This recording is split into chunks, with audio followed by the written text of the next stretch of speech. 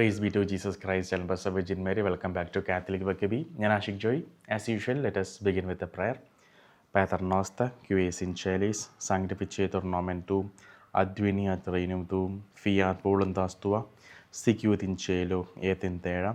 Panem nostrum quotidianum de nobis hodie, et dimitte nobis debita nostra, sicut et nos dimittimus debitoribus nostris, et ne nos inducas in tentationem, sed libera nos a malo. Amen.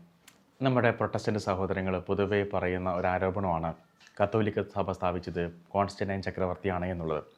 അവരെ പറഞ്ഞിട്ട് കാര്യമില്ല. കാരണം അവർ Protestant അല്ലെങ്കിൽ പെന്തക്കോസ്ത് സഭയിൽ ജനിച്ച് വളർന്ന ആളുകളെ അവരുടെ പാസ്റ്റർമാർ പഠിപ്പിക്കുന്നത് ഈ ഒരു കാര്യമാണ്. കത്തോലിക്ക സഭ, റോമൻ സഭ എന്ന പേര് വന്നത് കോൺസ്റ്റന്റൈൻ ചക്രവർത്തി കത്തോലിക്ക സഭ സ്ഥാപിച്ചത് കൊണ്ടാണെന്നും അതൊരു വിജാതീയ പേഗൻ സഭയാണെന്നും വെളിപാട് പുസ്തകത്തിലെ വേശ്യ എന്നൊക്കെ പറയണത് ഈ റോമിനെയാണെന്നൊക്കെയാണ് പഠിപ്പിച്ച് വെച്ചേക്കുന്നത്. നമ്മളൊരു കാര്യം മനസ്സിലാക്കേണ്ടത്, ഇന്ന് നമുക്ക് വിവരങ്ങളെല്ലാം, അറിവുകളെല്ലാം വിരൽ തുമ്പിൽ നമുക്ക് അവൈലബിൾ ആണ്. ഏത് കാര്യവും ഒരു ഡൗട്ട് ഉണ്ടെങ്കിൽ ChatGPT-യോടൊന്നും നമ്മൾ ചോദിച്ചാൽ മതി, അല്ലെങ്കിൽ ഗൂഗിളിനോട് ചോദിച്ചാൽ മതി. അതായത് നമുക്ക് ചരിത്ര പുസ്തകങ്ങൾ വായിക്കാൻ മടിയാണെങ്കിൽ നെറ്റിലെല്ലാം ഇൻഫർമേഷൻസും അവൈലബിൾ ആണ്. ഇങ്ങനെയുള്ള കാലത്ത് ഇനി ഇത് വില പോകത്തില്ല. സത്യം അറിയണമെന്ന് ആഗ്രഹമുള്ള ആരായാലും നമ്മളൊന്ന് സെർച്ച് ചെയ്ത് നോക്കി നമുക്ക് വെളിപ്പെട്ട് കിട്ടും. പണ്ടത്തെ കാലം പോലെയല്ല. കോൺസ്റ്റന്റൈൻ ചക്രവർത്തിയാണ് കത്തോലിക്ക സഭ സ്ഥാപിച്ചത് എന്ന ആരോപണം പ്രൊട്ടസ്റ്റൻ്റുകാർ ഉന്നയിക്കുന്നതിൻ്റെ കാരണം ഇത് ഒരു പൈശാചിക സഭയാണ് എന്ന വാദത്തിന് ബലം പകരാൻ വേണ്ടിയിട്ടാണ് ഈ ഒരു ആരോപണം ഉന്നയിക്കുന്നത്. അപ്പം മറ്റൊരു ചോദ്യമുണ്ട്, പത്രോസേ നീ പാറയാകുന്നു, ഈ പാറമേൽ എൻ്റെ സഭ ഞാൻ സ്ഥാപിക്കും, നഗര കവാടങ്ങൾ ഇതിനെതിരെ പ്രബലപ്പെടുകയില്ല. അപ്പോൾ യേശു ഒരു സഭ സ്ഥാപിച്ചു എന്ന് ബൈബിളിൽ തന്നെയുണ്ട്. നരക കവാടങ്ങൾ അതിനെതിരെ പ്രബലപ്പെടുകയില്ല എന്നും വചനം പറയുന്നു. അതിൻ്റെ അർത്ഥം യേശുവിൻ്റെ രണ്ടാം വരവ് വരെ ആ സഭ ഭൂമിയിലുണ്ടാവും. കത്തോലിക്ക സഭയല്ല യേശു സ്ഥാപിച്ചതെങ്കിൽ യേശു അന്ന് സ്ഥാപിച്ച സഭ എവിടെ പോയി? അപ്പോൾ നമ്മൾ പൊതുവെ പറയും അത് ദൈവസഭയാണ്, എല്ലാവരും അടങ്ങിയ സഭയാണ്. അങ്ങനെയാണെങ്കിൽ ഒരു ഓർഗനൈസ്ഡ് ചർച്ച് എന്തിന് യേശു സ്ഥാപിച്ചു? എന്തിന് യേശു പത്രോസിനെ വിളിച്ച് എൻ്റെ കുഞ്ഞാടുകളെ മേയ്ക്കണമെന്ന് പറഞ്ഞു? എന്തുകൊണ്ട് അപ്പോസ്തലന്മാർ കൈവെപ്പ് ശുശ്രൂഷ വഴി അവർ നിയമിച്ചിട്ടുള്ള ആളുകൾ മാത്രം വചനം പ്രഘോഷിച്ചു? എന്തുകൊണ്ട് ഡീക്കന്മാരുണ്ടായി? എങ്ങനെ മെത്രാന്മാരുണ്ടായി? അപ്പോൾ നമുക്ക് ഈ ഒരു ഹൈറാർക്കി നമുക്കവിടെ കാണാൻ സാധിക്കുന്നുണ്ട്. ആ അപ്പോസ്തലന്മാർ, ആ ശിഷ്യന്മാർ മാത്രമാണ് വചനം പ്രഘോഷിച്ചിരുന്നത്, എല്ലാവരും പ്രഘോഷിച്ചിരുന്നില്ല. പത്രോസ്ലീഹ തൻ്റെ ആദ്യത്തെ വചന പ്രഘോഷണത്തിന് ശേഷം 3000 പേരാണ് മാനസാന്തരപ്പെട്ടത്. വചനം ഇപ്രകാരം എഴുതി വെക്കുന്നു, രക്ഷ പ്രാപിച്ചവരെ കർത്താവ് പ്രതിദിനം അവരുടെ ഗണത്തിൽ ചേർത്ത് കൊണ്ടിരുന്നു. അതായത് ഈ ഗണത്തിൽ ചേരുന്നവരെല്ലാം രക്ഷിക്കപ്പെട്ടവരാണ്.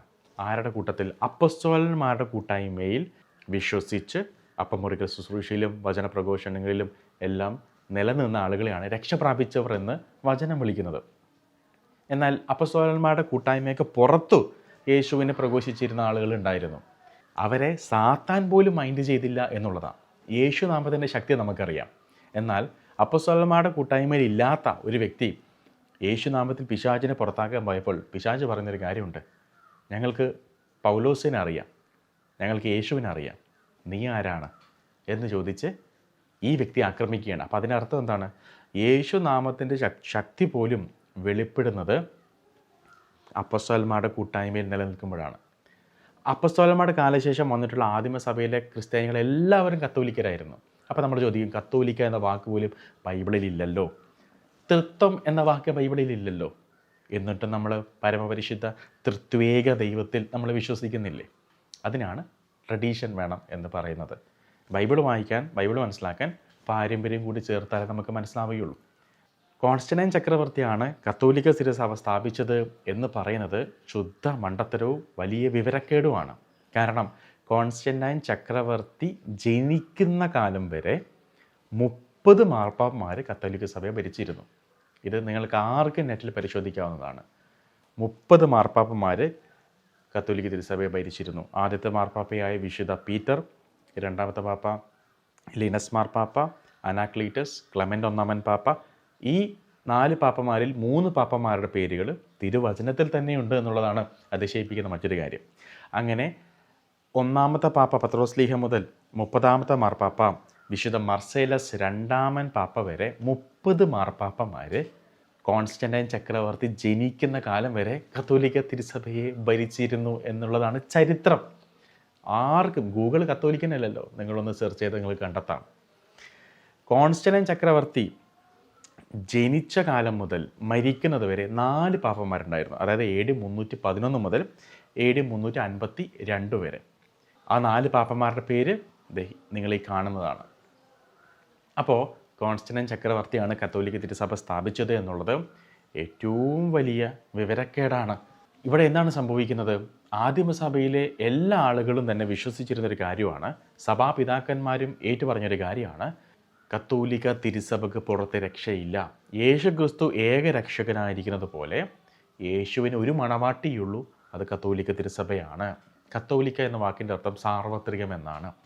അപ്പോൾ യേശു ഏക രക്ഷകനാണെന്ന് വിശ്വസിക്കുന്ന ഒരാൾക്ക് ഒരിക്കലും ഡിനൈ ചെയ്യാൻ പറ്റില്ല യേശു ഒരു സഭയെ സ്ഥാപിച്ചിട്ടുള്ളൂ എന്നുള്ളത്. പ്രൊട്ടസ്റ്റന്റുകാർ വിശ്വസിക്കുന്നത് ഒരു ഓർഗനൈസ്ഡ് ചർച്ചല്ല യേശു സ്ഥാപിച്ചത് എന്ന്. എന്നാൽ തിരുവചനങ്ങൾ നമുക്ക് വ്യക്തമായി കാണാൻ സാധിക്കുന്നുണ്ട്, യേശു നിയമിച്ച അപ്പസ്തോലന്മാരെ കൈവെപ്പ് ശുശ്രൂഷ വഴി അഭിഷേകം ചെയ്തിട്ടുള്ള മറ്റ് ശിഷ്യന്മാരും മാത്രമാണ് വചനം പ്രഘോഷിച്ചിരുന്നത്. ദൈവജനം മുഴുവനും വചനം പ്രഘോഷിച്ചിരുന്നില്ല. ശുശ്രൂഷ പൗരോഹിത്യം ചെയ്തിരുന്നതും ഈ അപ്പസ്തോലന്മാരെ നിയമിച്ചിട്ടുള്ള ശിഷ്യന്മാർ മാത്രമാണ്. അവിടെ മെത്രാന്മാരെ നമുക്ക് കാണാം, ഡീക്കന്മാരെ നമുക്ക് കാണാം. ഇതെല്ലാം തിരുവചനത്തിൽ തന്നെ എഴുതപ്പെട്ടിട്ടുണ്ട്. അതിനർത്ഥം ഒരു ഓർഗനൈസ്ഡ് ചർച്ച് തന്നെയാണ് ഈശോ സ്ഥാപിച്ചത്. ഒരു ഓർഗനൈസ്ഡ് ചർച്ച് ഇല്ലായിരുന്നെങ്കിൽ എന്ത് സംഭവിച്ചേനെ? ബൈബിള് കയ്യിൽ കിട്ടുന്ന ആളുകൾ അവർക്ക് ഇഷ്ടമുള്ളതുപോലെ വചനം വ്യാഖ്യാനിച്ചേനെ.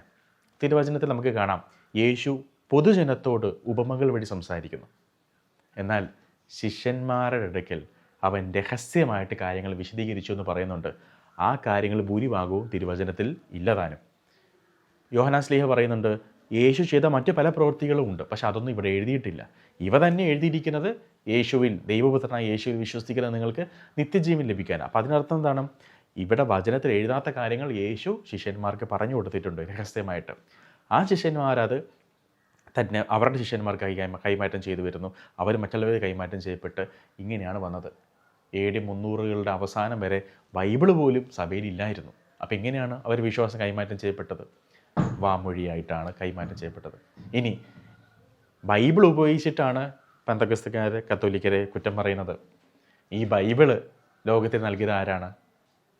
AD 300കളുടെ അവസാനത്തിൽ വിശുദ്ധ ഡമാസസ് ഒന്നാമൻ പാപ്പയാണ്. പാപ്പയുടെ നേതൃത്വത്തിലാണ് 73 പുസ്തകങ്ങൾ മതി ബൈബിളിൽ എന്ന് തീരുമാനിച്ചത്. ആ ബൈബിളാണ് നിങ്ങൾ ഉപയോഗിച്ചിട്ട് നിങ്ങൾ കത്തോലിക്ക സഭയെ തന്നെ വിധിക്കുന്നത്. ഒരു 5 പേരെ വിളിച്ച് യോഹന്നാൻ്റെ സുവിശേഷം 6-ാം അധ്യായത്തിൻ്റെ വ്യാഖ്യാനം പറഞ്ഞു തരാൻ പറഞ്ഞാൽ 5 പേർക്ക് 5 അഭിപ്രായമായിരിക്കും. അത് ആത്മീയ കാര്യങ്ങളിൽ മാത്രമല്ല, ഏതൊരു കാര്യത്തെപ്പറ്റി ചോദിച്ചാലും പലർക്കും പല അഭിപ്രായങ്ങളായിരിക്കും. പൊതുജനം പലവിധം എന്നാണല്ലോ. അങ്ങനെ വരുമ്പോൾ യേശു എന്താണ് ഈ വചനത്തെക്കുറിച്ച് ഉദ്ദേശിച്ചത് എന്ന് ഞാനെങ്ങനെ മനസ്സിലാക്കും? അടുത്ത തലമുറ എങ്ങനെ മനസ്സിലാക്കും? അപ്പോൾ ഇതാര് പറഞ്ഞു തരും? ഒരു സെൻട്രൽ അതോറിറ്റി ഇല്ലെങ്കിൽ ഇഷ്ടമുള്ളവർക്ക് ഇഷ്ടമുള്ളതുപോലെ വചനം വ്യാഖ്യാനിക്കാമല്ലോ. അപ്പോൾ കർത്താവ് സ്വർഗത്തിൽ നിന്ന് ഭൂമിയിലോട്ട് വന്ന് ഈ പഠനങ്ങൾ പഠിപ്പിച്ച് പോയി കഴിഞ്ഞും ഇനി ഈ പഠനങ്ങളുടെ വ്യാഖ്യാനം ആര് പറഞ്ഞു തരും? ഓരോരുത്തർ ഇഷ്ടമുള്ള രീതിയിലാണ് ചെയ്തതെങ്കിൽ അതിനാണ് ക്രിസ്തു അപ്പസ്തോലന്മാരെ നിയമിച്ചതും ഒരു സഭ സ്ഥാപിച്ചതും. അപ്പോൾ കത്തോലിക്ക തിരുസഭ ക്രിസ്തുവിൻ്റെ മൗതിക ശരീരമാണ്. ഈ സഭയിൽ നിന്നും വേർപെട്ടു പോകുന്നത് ക്രിസ്തുവാകുന്ന ശരീരത്തിൽ നിന്നും സ്വയം വേർപെട്ടു പോകുന്നത് പോലെ തന്നെയാണ്. അങ്ങനെ മുറിച്ച് പുറത്ത് ആകപ്പെടുന്ന ശാഖകൾ അത് ഉണങ്ങിപ്പോകുന്നു, അത് കത്തിച്ച് കളയേണ്ടി വരും എന്നുള്ളതാണ് മറ്റൊരു യാഥാർത്ഥ്യം. യേശുവിൽ വിശ്വസിക്കുന്നത് പോലെ തന്നെ വളരെ പ്രധാനപ്പെട്ടതാണ് കത്തോലിക്ക തിരുസഭയിലും നിലനിൽക്കുക എന്നുള്ളത്. കാരണം യേശു വാഗ്ദാനം ചെയ്തിട്ടുള്ള എല്ലാ നിത്യജീവൻ്റെ വാഗ്ദാനങ്ങളും ലഭിക്കുന്നത് കത്തോലിക്ക തിരുസഭയിൽ മാത്രമാണ്. ഒരു ബൈബിൾ പിടിച്ച് നമ്മൾ മുറിയിൽ നിന്ന് പ്രാർത്ഥിച്ചാൽ ലഭിക്കുന്നതല്ല നിത്യജീവൻ. ആ ബൈബിൾ പ്രകാരം വായിക്കുമ്പോൾ ഇതെന്തർത്ഥമാക്കുന്നു എന്ന് നമ്മളെ മനസ്സിലാക്കി തരേണ്ടത് സഭയാണ്. എനിക്കിഷ്ടമുള്ളതുപോലെ ബൈബിൾ വായിക്കാമായിരുന്നു എങ്കിൽ യേശുവിനെ ഭൂമിയിൽ വന്ന് പഠിപ്പിക്കേണ്ട ആവശ്യമില്ലായിരുന്നു. ഒരു ബൈബിൾ സ്വർഗത്തിൽ നിന്നും ഇറക്കിയിട്ട് നിങ്ങൾ ഈ ബൈബിൾ പറയുന്ന പോലെ ജീവിച്ചാൽ മതി എന്ന് പറഞ്ഞാൽ മതിയായിരുന്നു. അങ്ങനെ ആയിരുന്നില്ല. അപ്പോൾ എൻ്റെ പ്രിയപ്പെട്ട പ്രൊട്ടസ്റ്റന്റുകാരെ, ഈ ഒരു നുണ നിങ്ങൾ ഇനി വിശ്വസിക്കരുത്. നിങ്ങൾ പഠിക്കുക, സത്യം അന്വേഷിക്കുക. ആദ്യത്തെ കാര്യം നിങ്ങൾ അന്വേഷിക്കേണ്ടത് കത്തോലിക്ക സഭ സ്ഥാപിച്ചത് കോൺസ്റ്റന്റൈൻ ചക്രവർത്തി ആണോ എന്ന് ഇന്ന് നിങ്ങൾ പരിശോധിക്കുക. ഇതൊരു എപ്പിസോഡായിട്ട് ഞാൻ ചെയ്യണമെന്ന് ഞാൻ വിചാരിക്കുന്നു. അപ്പോൾ കൂടുതൽ കാര്യങ്ങൾ മറ്റ് എപ്പിസോഡുകളിൽ ഞാൻ പറയുന്നതായിരിക്കും. അപ്പോൾ ഇന്ന് നിങ്ങൾ അന്വേഷിക്കേണ്ട കാര്യം ഗൂഗിളിൽ സെർച്ച് ചെയ്ത് നോക്കുക, ഈ പറയുന്നത് സത്യമാണോ എന്നുള്ളത്. കോൺസ്റ്റന്റൈൻ ചക്രവർത്തി ആണോ കത്തോലിക്ക സഭ സ്ഥാപിച്ചത് എന്നുള്ളത് നിങ്ങൾ ഏത് ചരിത്ര പുസ്തകം പരിശോധിച്ച് നോക്കിയാലും നിങ്ങൾക്ക് ഞാൻ പറഞ്ഞതിനപ്പുറത്ത് നിങ്ങൾക്ക് കാണാൻ സാധിക്കത്തില്ല. ഇതൊരു ചാലഞ്ചായിട്ട് ഏറ്റെടുക്കുക. എന്നിട്ട് ഈ തെളിവുമായിട്ട് നിങ്ങളുടെ പാസ്റ്ററിൻ്റെ അടുക്കൽ പോവുക. എന്നിട്ട് ചോദിക്കുക, എന്തിന് ഞങ്ങളെ നുണ പറഞ്ഞ് വഞ്ചിച്ചു എന്നുള്ളത്. ഒരുപാട് ചോദ്യങ്ങൾ നിങ്ങൾക്ക് ഉണ്ടാവും. നിങ്ങൾ കമൻറ്റ് ബോക്സിൽ രേഖപ്പെടുത്തുക. എന്നെക്കൊണ്ട് പറ്റുന്ന പോലെ ഞാൻ ഉത്തരം തരാൻ ശ്രമിക്കാം. സത്യം നമ്മളെല്ലാവരെയും സ്വതന്ത്രരാക്കട്ടെ.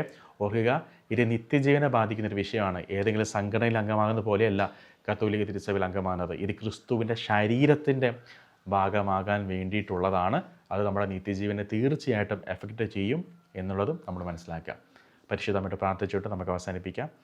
ആവേ മരിയ ഗ്രാസിയ പ്ലേന ഡോമിനിസ് തേക്കും ബെനഡിക്താ tu in mulieribus et benedictus fructus ventris tui, Iesus.